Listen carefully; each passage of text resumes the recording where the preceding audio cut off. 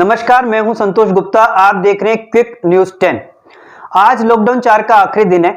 सरकार ने हर चीज को अनलॉक करना शुरू कर दिया है। हर तरह की गतिविधियों को दोबारा वैसे ही करना शुरू कर दिया जैसे लॉकडाउन से पहले था। धार्मिक गतिविधियों को भी सरकार खोलने की योजना बना रही है। स्कूलों को भी सरकार खोलने की योजना बना रही है। अगर हम एक हफ्ते के आंकड़ों के ऊपर नजर डालें या यूं कहें कि हम लॉकडाउन 4 में कोरोना के अपडेट्स के ऊपर अगर नजर डालें तो बड़े चौंकाने वाले तथ्य सामने आते हैं। लॉकडाउन 4 के अंदर लगभग 85,000 नए कोरोना के केस सामने आए हैं, जो अभी आज की तारीख में जितने भी कोरोना के केस हैं लगभग 47% कोरोना के केस इस लॉकडाउन 4 के अंदर आए हैं।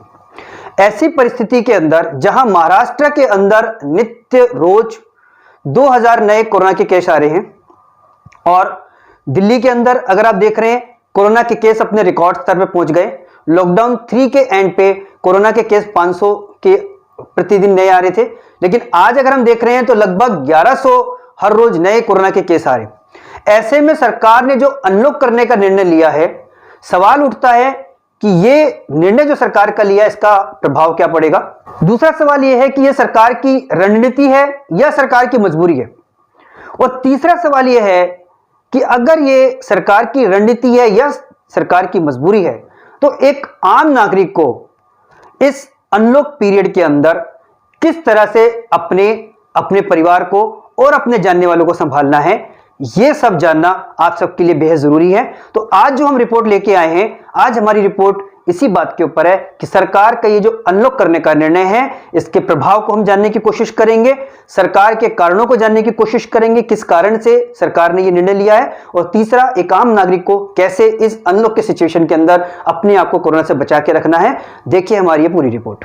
लॉकडाउन को अनलॉक करने का जो सरकार का निर्णय है उसका असर क्या होगा, उसका प्रभाव क्या होगा, यह जानने के लिए हम आपको आज से 300 साल पहले लेके चलते हैं। जी हां, आज 2020 चल रहा है, हम आपको लेके चल रहे हैं 1720 के अंदर। 1720 के अंदर भी एक ऐसा ही प्लेग फैला था, कोरोना की तरह उसमें इन्फेक्शन हो रहा था। हम बात कर रहे हैं फ्रांस के शहर मार्शल की, जहां पे इसी तरह का एक प्लेग फैला था और जहां पे जैसे आज की सरकार ने क्वारंटाइन सिस्टम बनाया गया वैसे ही वहां पे क्वारंटाइन सिस्टम बनाया गया था। हम गहराई से जानेंगे कि उस समय ऐसा क्या हुआ था। फ्रांस के शहर मार्शल के अंदर इन सब प्लेग को देखते हुए एक नियम बनाया गया। वहां नियम यह बनाया गया कि बाहर से कोई भी जहाज अगर आएगा, उस शहर में आएगा, मार्शल शहर में आएगा, तो उसको पहले क्वारंटाइन होना पड़ेगा। कोई ऐसी जगह से कोई जहाज आ रहा है जहां पे ऑलरेडी प्लेग फैल रहा है तो वहां पे उनको डीप क्वारंटाइन करा जाता था। 14 दिन तक, चाहे वो लोग हैं, चाहे वो सामान है, चाहे वो जहाज का और कोई मटेरियल है, उन सबको क्वारंटाइन किया जाता था। 14 दिन के बाद ही उनको शहर में एंट्री अलाउ होती थी। धीरे धीरे यह हुआ कि जो वहां के व्यापारी वर्ग थे उनमें रोष पैदा हो गया। व्यापारी वर्ग को कंप्लेंट यह थी कि जो हमारा सामान है वो हम नहीं रिसीव कर पा रहे, 14 दिन 15 दिन तक वो हमारा बाहर रहता है, या जो व्यापारी बाहर से आते थे वो 14 दिन 15 दिन तक अपना कोई काम नहीं कर पाते थे। व्यापारियों ने सरकार के ऊपर प्रेशर डाला और उसके बाद में सरकार ने यह निर्णय लिया कि चलो ठीक है, हम इस क्वारंटाइन सिस्टम को खत्म करते हैं। व्यापारियों के प्रेशर में आकर सरकार ने उस क्वारंटाइन सिस्टम को खत्म कर दिया।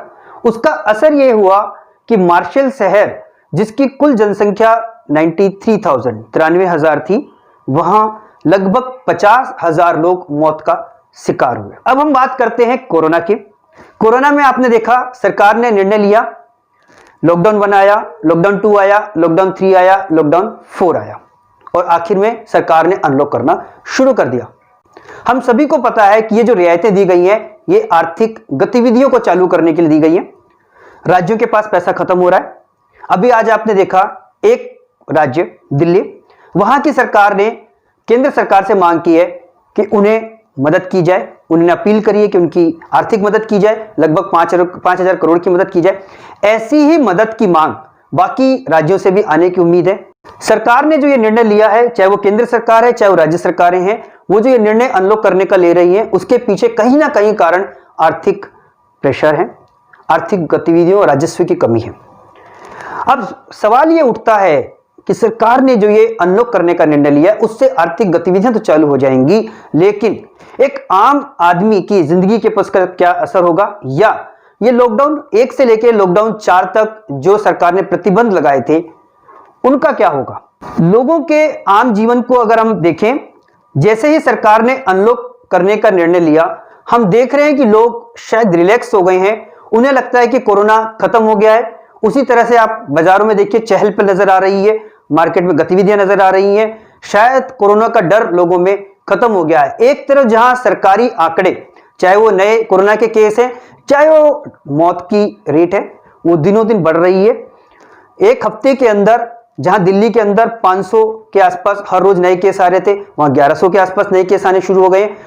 मौत की रेट अगर देखें, चाहे वो मुंबई है, महाराष्ट्र या फिर दिल्ली, सब जगह जो मौत के आंकड़े हैं वे रोज बढ़ रहे हैं। अब सवाल यह उठता है कि लोगों की इस रवैये का कोरोना की इस बीमारी के ऊपर क्या असर पड़ेगा, उनके अपने जीवन के ऊपर क्या असर पड़ेगा। इसको जानने के लिए हम एक और वीडियो आपको दिखा रहे हैं जो सोशल मीडिया के ऊपर वायरल हुई है। आप इस वीडियो को देखिए। एक व्यक्ति कुछ अपील कर रहा है, वो सरकार से सहायता लेना चाहता था, उसको सरकार से सहायता नहीं मिली, लेकिन वो क्या अपील कर रहा है आप सुनिए।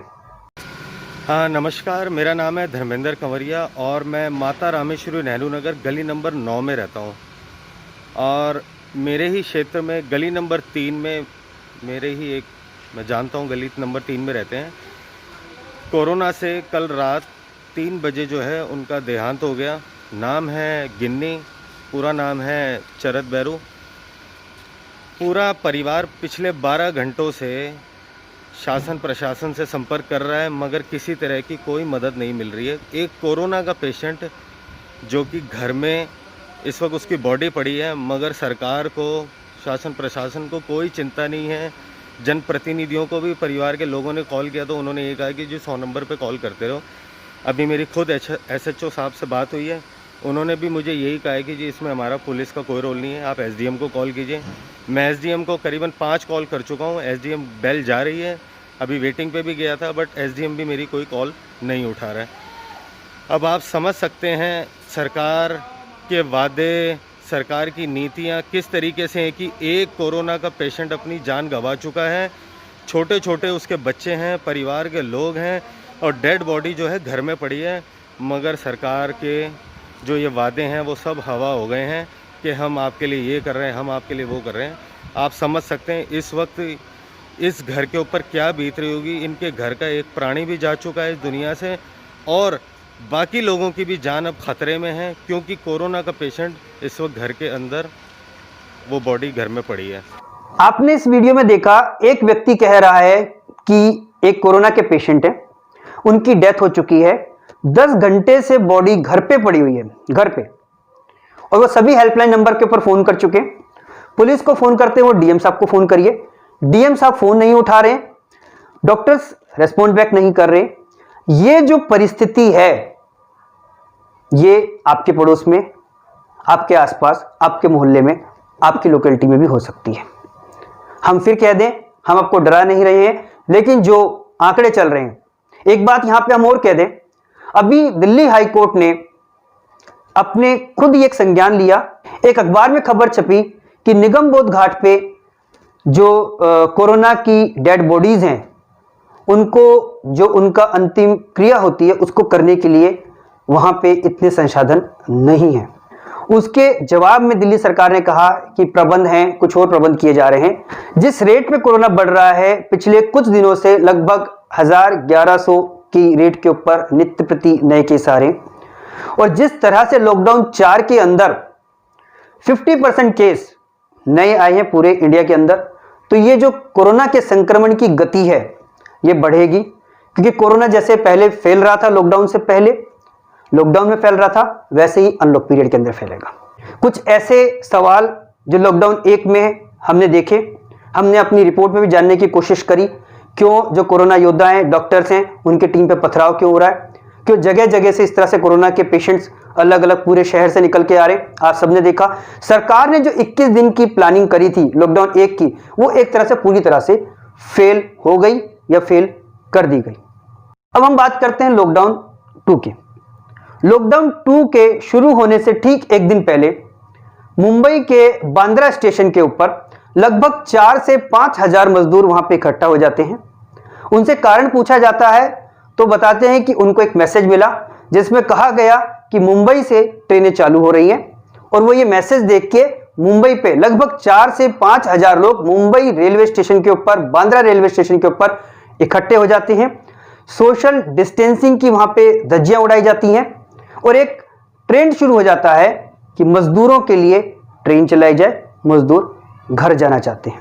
कारण जानने की जब कोशिश की गई तो वहां पता चला कि कुछ ऐसे लोग, कुछ ऐसे शायद शरारती तत्व हैं जिन्होंने ये अफवाह जानबूझ के या अनजाने में फैलाई, लेकिन उसका असर ये हुआ कि जो लॉकडाउन 1 के अंदर कोरोना को रोकने की सरकार की युद्ध नीति थी वो पूरी तरह से फेल हो गई और लॉकडाउन 2 के अंदर इसका असर देखने को मिला। लॉकडाउन 2 में लगातार मजदूरों का, प्रवासी मजदूरों का पलायन हम लोग देखने को मिला। लगातार जो घटनाएं डॉक्टर्स के ऊपर, पुलिसकर्मियों के ऊपर पथराव की घटनाएं थी वो कहीं ना कहीं वो भी देखने को मिली और इस तरीके से जो सरकार की योजना थी कोरोना से लड़ने की वो पूरी तरह से फेल होती दिखाई दी। लॉकडाउन 3 में सरकार ने वाइन शॉप खोलने की छूट दे दी। सरकार का मानना था कि इससे जो राजस्व का घाटा है उसको कवर किया जा सकता है। कुछ राज्यों में इसके ऊपर एक्स्ट्रा कोरोना टैक्स भी लगाया गया, 70% तक टैक्स लगाया गया। लेकिन पहले ही दिन पूरे ही देश से जो तस्वीरें सामने आई वो डराने वाली थी। हमने देखा किस प्रकार से शराब की दुकानों, ठेकों पर लॉकडाउन की धज्जियां उड़ाई गई। वहां पे जिस प्रकार से लोग लाइनों में लगे हुए थे, कई जगह पुलिस को लाठीचार्ज करना पड़ा उनको भगाने के लिए। ये जो लोग लाइनों में लगे थे, जो एक दो नहीं लगभग हजारों की संख्या में हर शहर से, हर गली से, हर ठेके पे देखने को मिल रहे थे, ये लोग कहीं ना कहीं कोरोना से संक्रमित हुए और लॉकडाउन 3 में ये कहीं ना कहीं कोरोना को फैलाने के लिए, संक्रमण को फैलाने के लिए कहीं ना कहीं इनका भी कंट्रीब्यूशन रहा, योगदान रहा। सरकार के पास लगातार ये सवाल खड़ा हो रहा था कि सरकार ने आर्थिक रिस्क को उठाते हुए, राजस्व घाटे को उठाते हुए लॉकडाउन को लागू किया, लेकिन किस तरह से सरकार के प्रयासों के ऊपर पानी फेरा जा रहा था, ये फेरा गया। लॉकडाउन 3 के बाद में सरकार ने निर्णय लिया कि गतिविधियों को खोल दिया जाए। लॉकडाउन 4 में हमने देखा कि केंद्र सरकार ने राज्य सरकारों के ऊपर निर्णय को छोड़ दिया। राज्य सरकारों ने अपनी सुविधा के अनुसार कहीं पे लॉकडाउन को लागू किया, कहीं पे खोल दिया। उसका असर अगर आप लॉकडाउन 4 के डेटा के ऊपर उठा के देखें तो आपको साफ पता चलता है कि लगभग आज लॉकडाउन 4 के खत्म होने के आखिरी दिन में जितने भी कोरोना के संक्रमण के केस पूरे देश में हैं, उसके लगभग 50% केस लॉकडाउन 4 के अंदर इस कोरोना के संक्रमण के देखने को मिले। जो नए केस आए हैं लॉकडाउन 4 के अंदर आए। जो मौत का दर हम देखें, मौत का आंकड़ा अगर देखें तो वो भी जो मौत का आंकड़ा अगर इतना तेजी से फैला है तो लॉकडाउन 4 के अंदर फैला है। अगर हम कोरोना के फैलने की रफ्तार को देखें, जहां पे दिल्ली के अंदर 500 के आसपास हर रोज कोरोना के नए संक्रमण के केस आ रहे थे, अब वहां पे 1100-1200 केस आ रहे। मुंबई में, महाराष्ट्र में 2000 से ऊपर रोज कोरोना के केस आ रहे। कुछ और राज्य हैं, चाहे वो गुजरात है, चाहे तमिलनाडु है, वहां भी कोरोना के संक्रमण के केस में लॉकडाउन 4 में तेजी देखने को मिली। जिस रणनीति के अंतर्गत लॉकडाउन को लागू किया गया, वो रणनीति जानबूझ के विफल हो गई या कर दी गई। सरकार ने निर्णय लिया कि सभी गतिविधियों को अनलॉक कर दिया जाए। अब सवाल ये उठता है कि आने वाले समय में ये जो कोरोना की लड़ाई है, जो पहले सरकार की और आम नागरिक दोनों की लड़ाई थी, जिसमें कहीं ना कहीं आम नागरिक ने अपना योगदान नहीं दिया, चूक हो गई, जिसके कारण आज जो कोरोना का संक्रमण है वो इतनी तेजी से फैल रहा है। सरकार ने यह लड़ाई अब लोगों के भरोसे छोड़ दी है। ऐसा हम कह नहीं रहे हैं, ऐसा हम बता नहीं रहे हैं, लेकिन जो अगर हम आंकड़ों के ऊपर नजर डालें या आज की जो वर्तमान परिस्थिति है, अगर आज के ही आंकड़ों पर नजर डालें तो आंकड़े यही बताते हैं कि कोरोना का संक्रमण रुकेगा नहीं। अगर इसी गति से कोरोना का संक्रमण फैलता है तो आने वाले समय में ये एक चिंता का विषय है। क्विक न्यूज़ 10 अपनी इस रिपोर्ट के जरिए आपको ये बताना चाहता है कि पहले ये कोरोना की जो लड़ाई थी वो सरकार की और एक आम नागरिक की लड़ाई थी। अब कहीं ना कहीं आम नागरिक अपनी सेहत के लिए खुद जिम्मेवार है। उसे खुद समझना होगा कि उसे अपनी सेफ्टी कैसे करनी है, उसे खुद समझना होगा कि कोरोना का जो संक्रमण फैल रहा है वो कैसे फैलता है और उसको रोकने के लिए उसको क्या सावधानी बरतनी है। तो हमारे दर्शकों से अनुरोध है कि सबसे पहले आप समझ लें कि कोरोना का ये संक्रमण जो फैल रहा है वो किस तरह से फैलता है और अपनी पूरी सावधानी बरतें, ताकि ये जो कोरोना का संक्रमण है वो आपके परिवार, आपको या आपके जानने वाले को नुकसान ना पहुंचा सके। धन्यवाद। मैं हूं संतोष गुप्ता, आप देख रहे हैं क्विक न्यूज़ 10। अगर आपको हमारी ये रिपोर्ट अच्छी लगी है तो आप इसे लाइक ज़रूर करें, इसमें अपने कमेंट्स दें, और अगर अभी तक आपने हमारे चैनल को सब्सक्राइब नहीं किया है तो सब्सक्राइब जरूर करें। धन्यवाद। मैं हूं संतोष गुप्ता, आप देखते रहिए क्विक न्यूज़ 10।